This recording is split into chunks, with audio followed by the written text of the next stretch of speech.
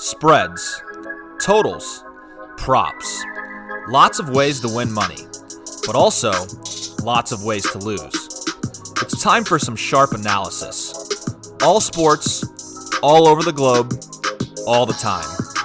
Home of the Guest Bettor jackpot, it's CorBET. Here is your host, Dylan Corbett. All right, welcome in. This is the Sunday edition of CorBET. Going to get tricky here. First of all, our Guest Bettor, Joey Miranda, went down, and he texted me just the two words, I quit. Yeah, so tough go there. CU Buffs went down. I went down with that under. I got smoked yesterday. Typical. I'm in a slide. Matthew Cruzen, again, 2-1 on his college basketball plays. I had some Mizzou guys partying last night. I know Matthew Doss is probably our most loyal Mizzou fan who was giving you a little bit of hell, but I know Drew Ellis and those guys, I think they went to a bar and they were celebrating probably one of the bigger wins in Mizzou basketball history, honestly. Two comments on that. I had a head-to-head bet with Drew, $20. He just gave me even money, so he didn't even. He said what points, and then immediately after the game, it was one of those where it's like, if Illinois won, he was probably blacked out. I wouldn't even ask for the money if he remembered it, pay it. He certainly remembered. He goes, "Where's my money, bitch?" And I said it accordingly. And then as for Doss, of course, no comment before the game about the prediction. He waited until it was the final score. No surprise there. Hey, look, Illinois did not play well. Mizzou did. They impressed me. It was a good game all around, very physical. Bad officiating on both sides.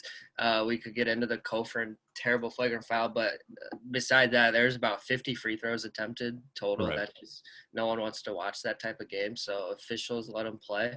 This is a Big Ten SEC, two teams that don't like each other. Other than that, yeah, it's a good game. Illinois got plenty of work to do. They're a good team, but they still have flaws. Right. So what do you have for us? I've got 3 college hoops, or just a couple of college hoops, and I've got a play on every single NFL game. Yes, correct. So let's start with college hoops. I'll just give my card, and then we'll get to what you've got, Matt. I like URI against Western Kentucky, line moving away from them. I think it's too many points. I think Rhode Island's actually a solid team.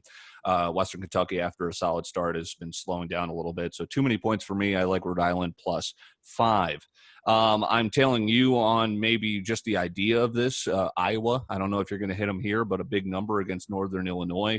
I'm going to play the cover machine here. Iowa, they just blew out Iowa State. Maybe a letdown factor here, but Northern Illinois is absolute dog biscuit. So let's see if the cover machine continues. Luka Garza just tearing down the league so far, the nation so far this year. I like San Francisco at Cal. Cal, not a very good basketball team. San Francisco -3.5. This will be one of their stronger opponents since, of course, they took down Virginia earlier on the year. And how about the dumpster fire that is Arizona State? I'm talking football there. I was on them when they lost 70-7. But their basketball team isn't that strong either. I think they got maybe a generous ranking there. They're still sneaking in, number 23. How about the team that's trying to be the best team in Arizona, Grand Canyon? They're undefeated. I like the Antelopes here. They're 4-0. They're getting 8. I'll take Grand Canyon there, trying to stick it to their friends in Tempe. I like the Antelopes. Matt, what do you like on the hardwood? A couple of those plays that you were on, I like as well. Just starting here, one of the first games of the day, I like Michigan State -24 against Oakland. They're hosting Oakland. Oakland 0-5. We've seen them quite a bit because they've played they played Bradley. They played then they've been playing the whole Big Ten, Purdue. They played Xavier to start the season. Michigan, now Michigan State. They're very bad. They've covered once or twice, just kind of out of nowhere. This is a game they do not cover. Next play, Richmond at West Virginia. I've been hitting Richmond all year. I'll hit them again. +8 against West Virginia. Too many points. Richmond could win this game outright. They start 4 seniors. Just a very experienced veteran team. They play all phases. They can shoot outside. They can score down low. They take care of the ball. They play good defense. I'm still dissecting that Northern Illinois-Iowa game. I'll have to let you know if I jump on, but it's definitely one of the games I highlighted. Like I said, I think they are 4-1 against the spread, and that one loss was the brutal. Was the one I was on, of course. Yeah. So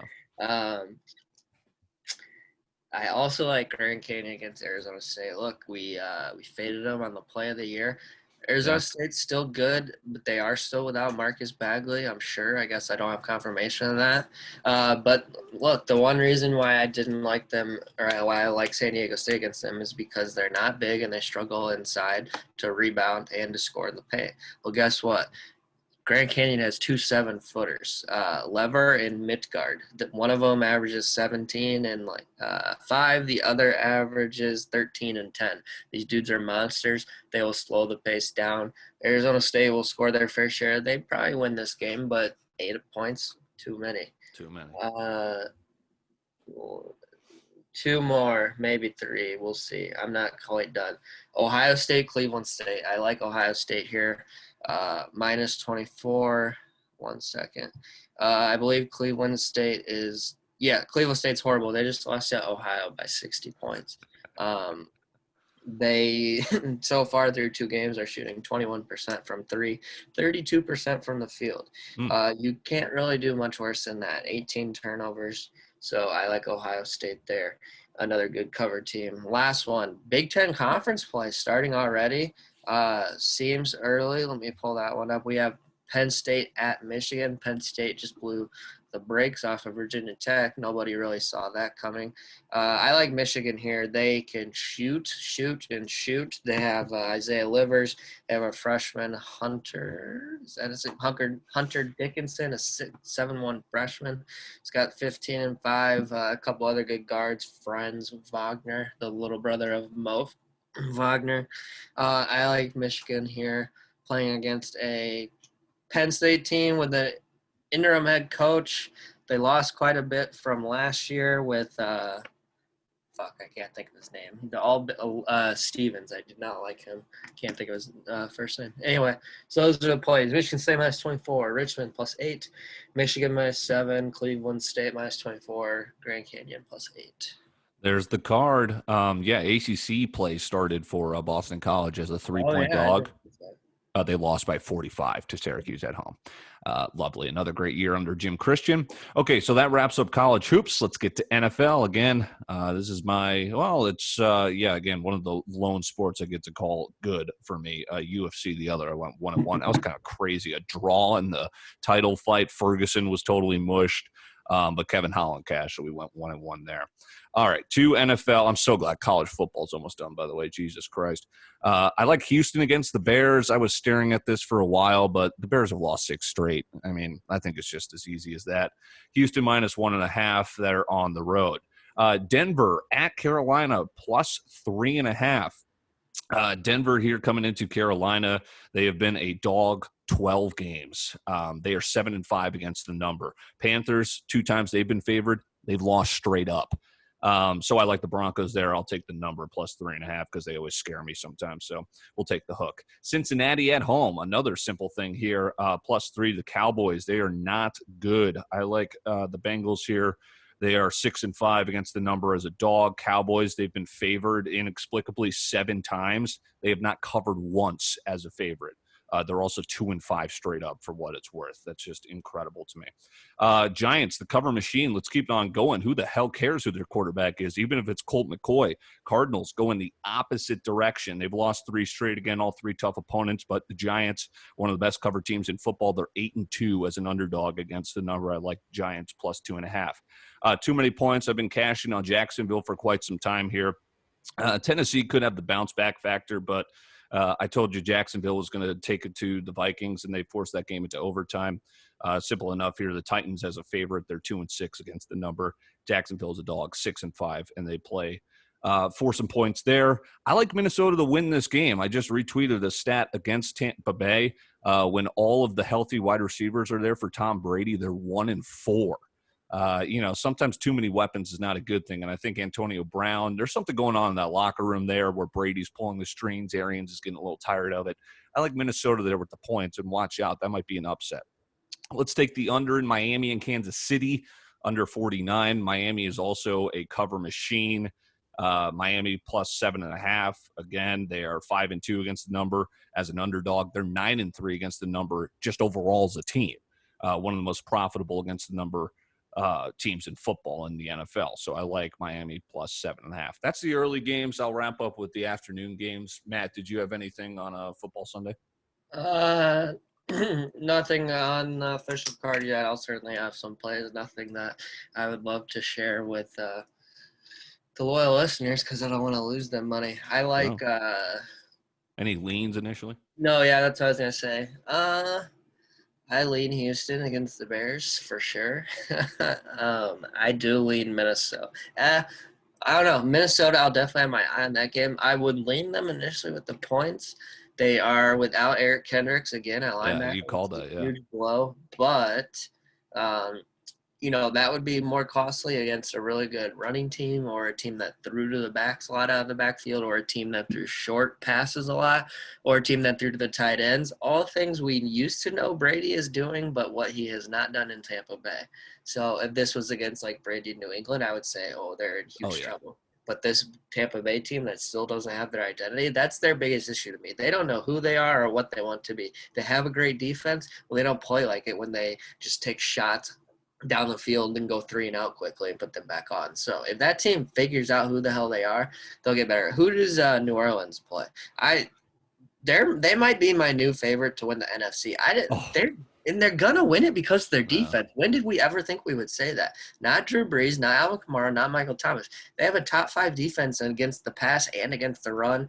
They get to the quarterback, they cover. They're on an absolute tear. I know. I just absolutely hate them. They have the Eagles for what it's worth, and that's a great segue. It fucking hurts. -7. All over it. I got them. New Orleans -7. I also like the under here because of that defense. Philadelphia is not going to do anything. Yeah, DeMario Davis, Cam Jordan, Malcolm Jenkins. They've got guys for days. I just think it's going to be a Saints. I don't dispute that they're going to be a contender. I think we're just going to have a total Saints thing where they're going to find some way to lose a playoff game like they did the Vikings last year. I think it's Saints, Packers, and Rams are now in a tier of their own. Saints because of their defense, Rams because of their defense. McVay has kind of created a new identity. They have a top 5 defense since he came in as the whiz kid on offense. And then Aaron Rodgers is in that. He is the reason that the Packers are in that tier, regardless of what they do on defense or anywhere else. I'll put my money by 12 every time. I expect a lot of points in the game that will house number 12, Green Bay and Detroit over 55. I like Seattle to blow out the Jets -13.5. Let's go Indianapolis at Las Vegas -2.5 here. Vegas is not a very good team in my opinion. The football team at the 49ers +3. And then lastly, Sunday night game. This should be a good one. I've got the bounce back for the Pittsburgh Steelers here. I know the Bills have been they've been kind of sticking it to me a little bit here. I tried to fade them last week and I lost, but we'll go back to the well there. I've got Pittsburgh +2, and then that should do it for my NFL card. Need a big day trying to stiff arm the bookie. How about that? You've got the college basketball plays for Matthew Cruz, and I'll tweet them out here as well. It's CorBETs on a Sunday. I am getting the moving truck right now. I am moving all day tomorrow. I will be a Minnesota resident by the end of tomorrow night. But we'll have to figure out some programming updates. So what I was alluding to earlier was Joey Miranda went down. Obviously, no Guest Bettor today. Brandon Duarte, a.k.a. Tex, going to join us coming up on Monday. But we'll have to kind of figure out if we want to record that tonight or not. Anyway, that's probably stuff for off air. So that'll do it here. Let's cash.